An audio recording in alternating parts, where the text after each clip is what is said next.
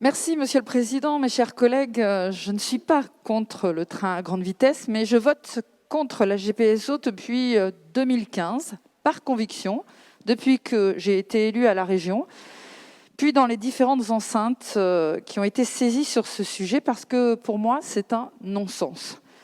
Un non-sens en aménagement du territoire.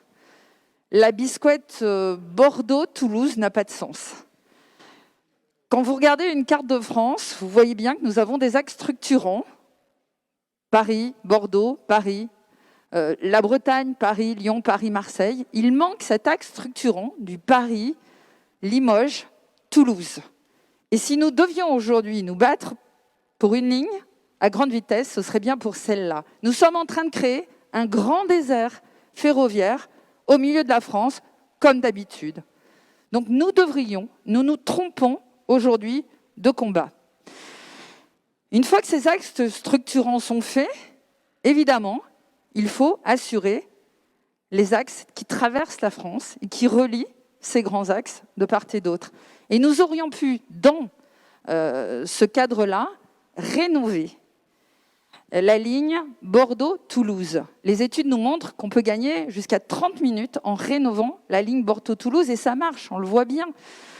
Sur la ligne Sarlat-Libourne-Périgueux, aujourd'hui, le cadencement a été revu grâce à cette rénovation faite par le train-usine. Nous avons Castillon-la Bataille maintenant à notre porte. Et ce sont ces trains du quotidien qui nous sont nécessaires. Mais parce que c'est toujours plus vite, toujours plus haut, nous en arrivons aujourd'hui à un non-sens budgétaire. 14 milliards. Il y a encore 3-4 ans, on nous parlait d'un plafond de 10 milliards. 14 milliards aujourd'hui. Alors que nous savons d'ores et déjà que l'enveloppe des expropriations est sous-estimée.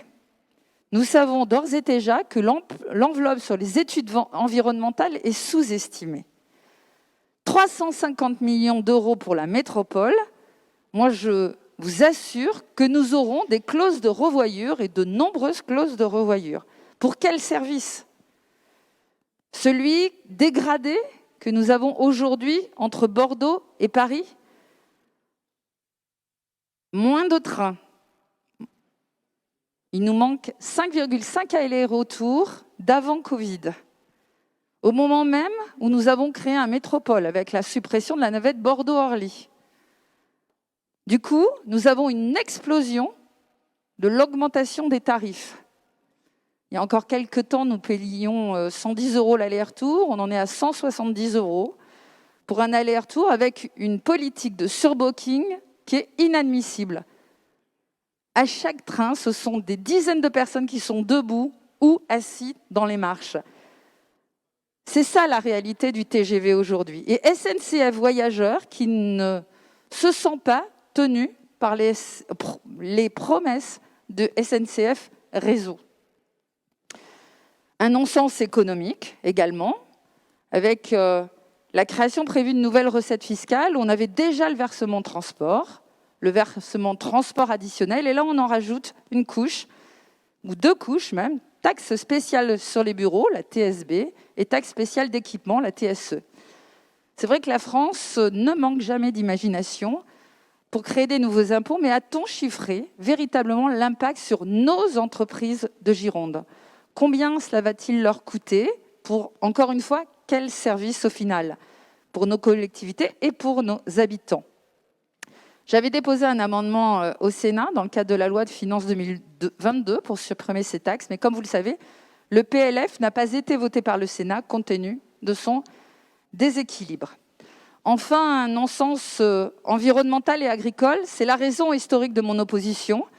On vient toucher des secteurs viticoles qui constituent un écosystème très fragile, comme le ciron et la magie du botrytis, et en soutien de tous ces élus de ces territoires, que l'on va voir, que vous allez voir, Monsieur le Président, en leur disant que nous avons des choses à construire en commun. Eh bien là, je viens construire ces choses en commun avec eux, je viens les soutenir, puisqu'ils votent contre cette ligne GPSO.